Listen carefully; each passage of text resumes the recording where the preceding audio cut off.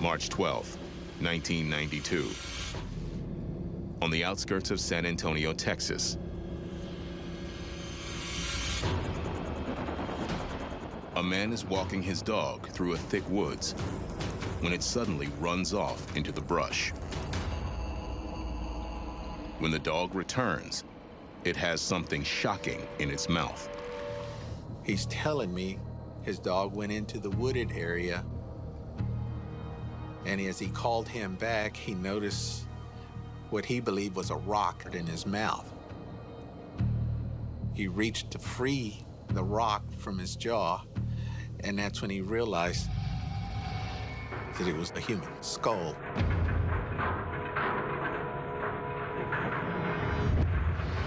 Rodriguez searches the scene and discovers more human remains. 3 months after discovering the body, Rodriguez catches an unrelated arson case that takes him 40 miles southeast to Kelly Air Force Base. There, while trading stories about cold cases, Rodriguez learns the Air Force has been looking for a 26-year-old sergeant named Scott Prince. He went missing on November 9, 1990. Around the time the ME determined Rodriguez's victim had died. Dental records confirm Rodriguez's hunch. His victim is the missing airman, Scott Prince.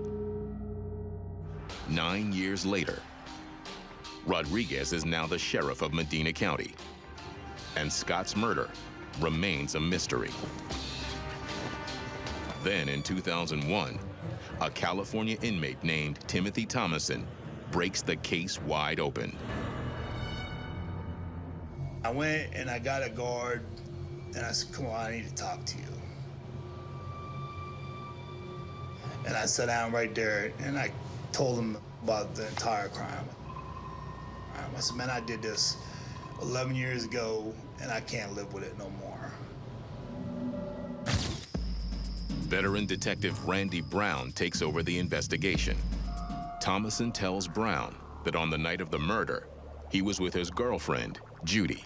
Judy was a childhood friend, sweetheart, who later became my wife. Thomason says the plan that night was to rob a driver to fuel his cocaine habit. We went out one night walking around, hitchhiking up and down 410. And we probably walked for about a mile. Then, a Nissan pulls over. He talked about posing as hitchhikers and that this Air Force guy stopped, picked him up. The driver is Scott Prince. Thomason says that he and Judy forced Scott at gunpoint to drive to an ATM and withdraw $100.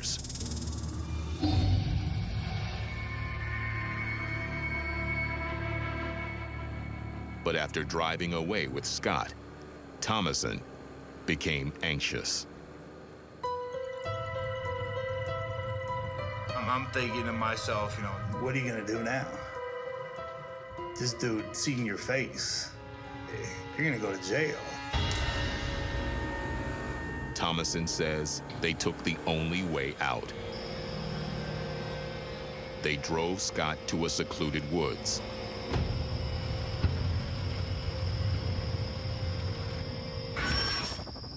Killed him and dumped his body. But if Thomason thought that killing the witness would end his paranoia, he was wrong. I had a picture of the military looking for me the next day. Helicopters and Black Hawks flying around. That was a picture that was in my mind. I killed one of their people, man. They're coming. So they got out of Texas and drifted for years, stealing to get by. Thomason eventually wound up in California, incarcerated for grand theft. The law never caught up with Thomason for Scott's murder, but he says he couldn't shake the memory. I committed the perfect murder. I had a revelation one night and it said, You need to confess what you've done.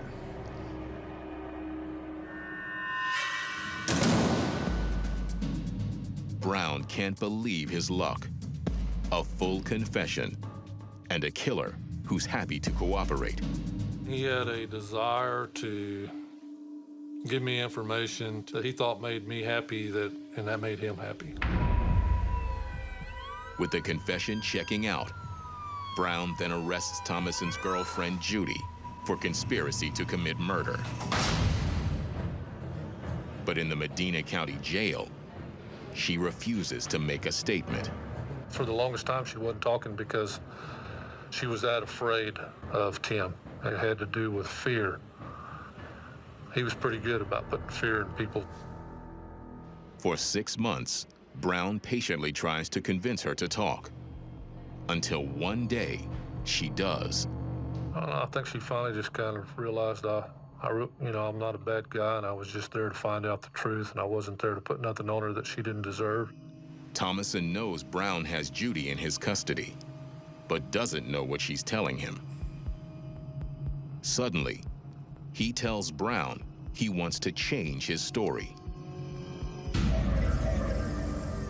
It just didn't add up right. It was a crazy story. I couldn't keep it straight. And then finally I told him, look, man, it's not the way it happened. This is the way it happened. Let's get this right. I mean, you've been on a roller coaster ride for quite some time, and finally the roller coaster stops, because you're at the end, and then all this now is a lie. He claims he wasn't with Judy on the night of the murder. In his second version of events, he was with a friend named Mike Eck. There was a towel. So I grabbed the towel, I wrapped it around my hands.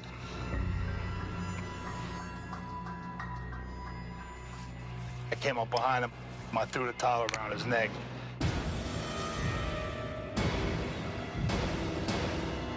He went down on the ground. At that time, Mike took one side of the towel, and I took the other side of the towel, and we both pulled on it. And I'm pretty sure at that time he was dead. I told Mike, I said, we can't leave him here. I said, this is your mom's lot.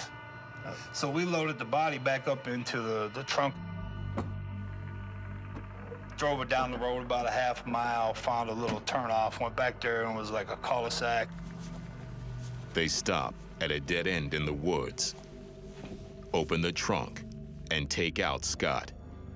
Remember, his head hit the bumper, and it made this weird noise. It just stuck in my head forever.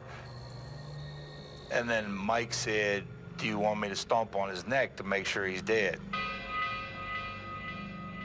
And then he did.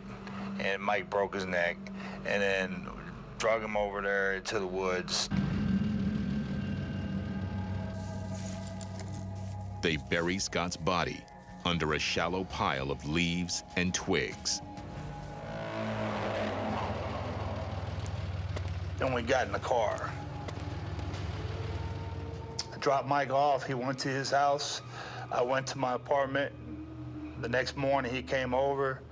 I said, you all right? He said, yeah. He said, are you all right? I said, yeah. Forensics doesn't support what he says about the night that Scott died. He says he had Mike stomp on Scott's neck, but that was not supported by broken bones. And Detective Randy Brown sees a self-serving reason behind Thomason's twisting of the truth. He was looking at the death penalty.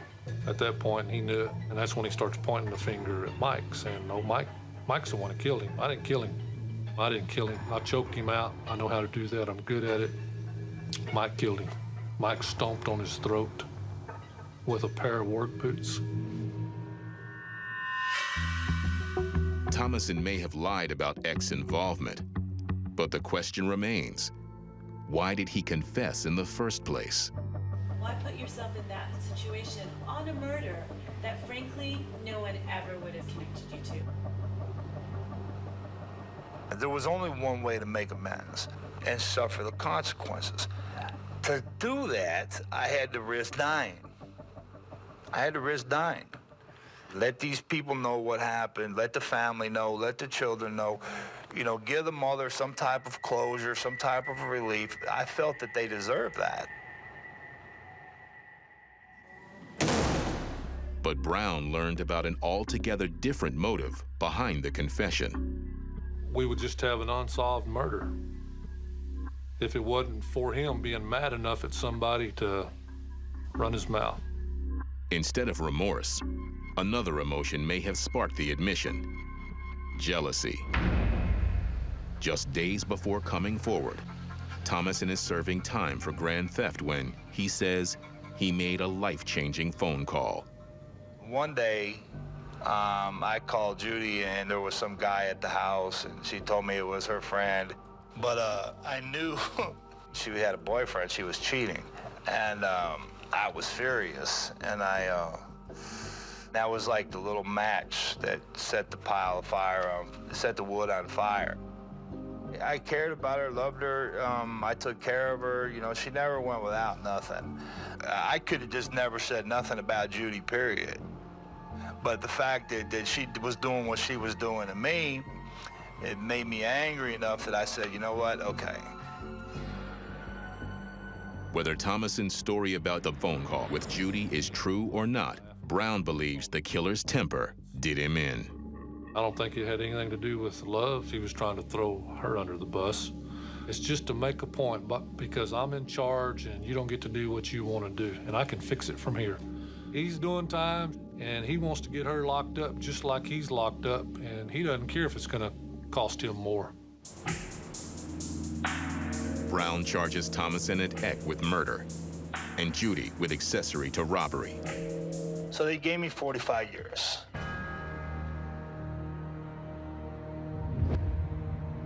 Thomason escapes a death sentence. Judy makes a plea deal for robbing Scott and receives 10 years probation. Mike Eck pleads guilty and catches 30 years for murder.